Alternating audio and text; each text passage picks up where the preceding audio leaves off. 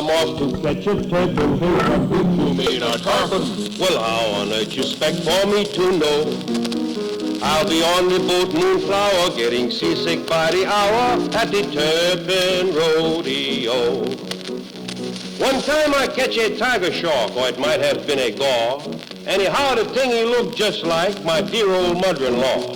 The official, they was puzzled, and they say they'll never know how me I caught a gaspargoo in the Gulf of Mexico. Oh, I'm off to catch a turpin. Teach you mean a tarpon? Well, how on earth you expect for me to know?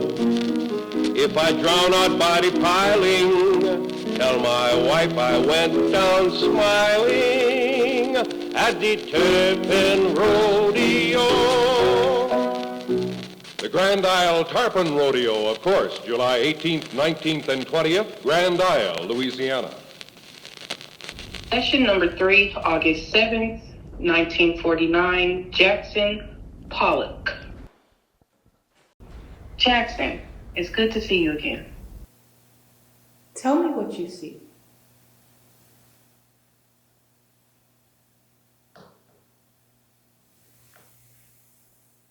Oh, God.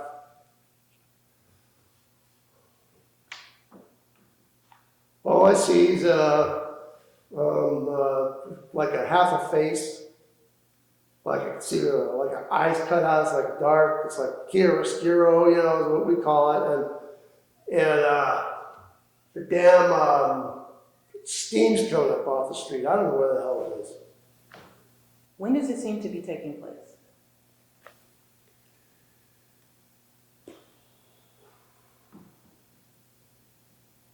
Think about 32,521 years ago.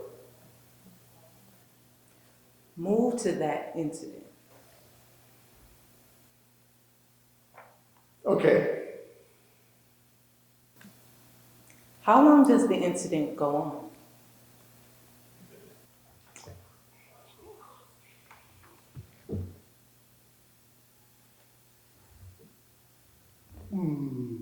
Say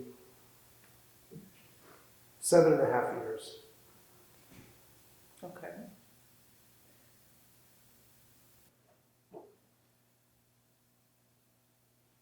Move to when the incident starts.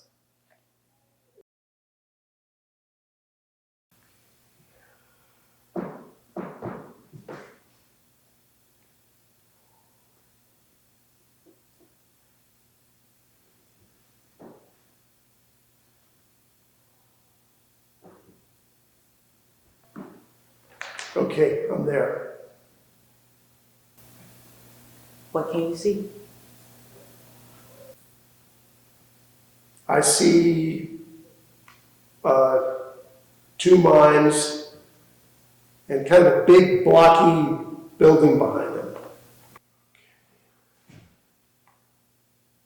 Move through what happened to a point 7.5 years later.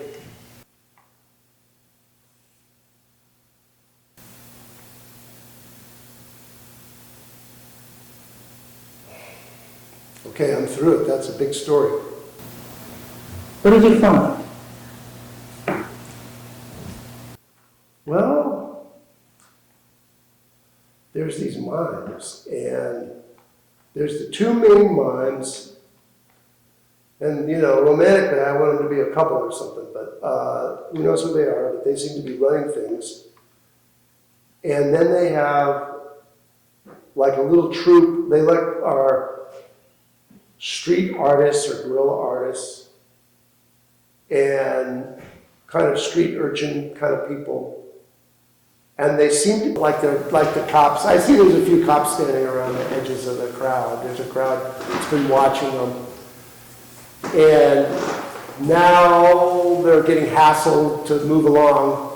And so they're moving along. In fact, they seem to, like one of them showed up and like scared the others, and they're kind of almost running off. But they're in some kind of trouble. It seems like there's like a serious thing going on. And then they wind up in a different location. Then I kind of everything goes to this different location. of like a locker room. And they've been out in the rain, they got umbrellas, and like, they're in some kind of they're talking something over. What I get that they're talking about is that I think they're talking about, and I think, this is what I think, okay, this is what, from their expressions, what I get, is that the government is offering to get off their back and is trying to be nice to them because they're very popular with the citizenry, to kind of co-opt them and buy them off and give them stipends and give them a place to play. Maybe that's what the big building is that I keep seeing behind them. And they're gonna, it looks like they're all like thinking about really doing it because they won't have to live on the street so much and get a decent paycheck. So, but then one of them makes this big case that it's not the thing to do, that they won't be able to be critical, they wear wordless criticisms that don't violate the freedom of speech laws. That they make this case that this one mind goes, no, let's not do it because we'll lose everything. Our whole thing is about social criticism. And then one of them goes, the hell with this, we're not going to go that, we're social critics. And I must be missing some part in that happens, but the next thing you know, these two guys go in, and they're like from the government, like there's a cop and an agent, and they go in, and they get them, and they drag them off. And there's twisting, shouting, and I was trying to see what was happening after that, but I can't see what happens after that. That's where it all ends. I hope they survived. Okay.